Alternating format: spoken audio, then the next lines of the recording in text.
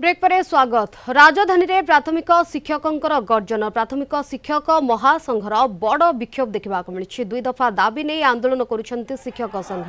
भुवनेश्वर गांधी मार्ग रे प्राथमिक शिक्षक महासंघ पक्षर हजार हजार शिक्षक एवं शिक्षयित्री आंदोलन देखा मिली।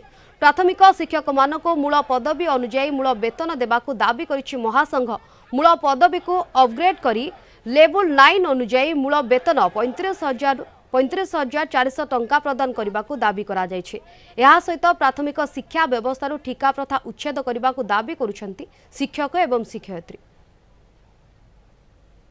हजार हजार संख्यार आम आज आसचु आमर सरकार पूरा भरसा अच्छी। विगत दिन में माननीय मुख्यमंत्री आमर एलओपी थिले लीडर ऑफ अपोजिशन थिले एठी आम बसला बेले सार आसते आमको भरसा देकी जाइतिले जे आपण दाबी जुक्तियुक्त अच्छी आम ताको पूरण करूँ।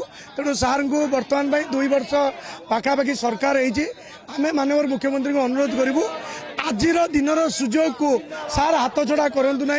सार जदि पिपुल्स सीएम आज पिपुल माने रोड रे अछंती सार तांकर उदार हृदय आसतु आम मैंने स्वागत करूँ। सार ये घोषणा करूँ आमर जो 2 दाबी अच्छी लक्षाधिक शिक्षा आज लोअर पीएमजी एकाठी होती 2 दफा दाबी नहीं मूल दरबा 42 ग्रेड पे करा 6टी नेशनल इंक्रीमेंट 6 वर्ष जो ठिका आम खटीलु ताको आड करा आमर निश्चित भाव में ये दाबी सरकार के पाखे रहिबो जे आम चाहूँ सरकार घोषणा करंतु राजराजपुर लोक मैंने निश्चित भाव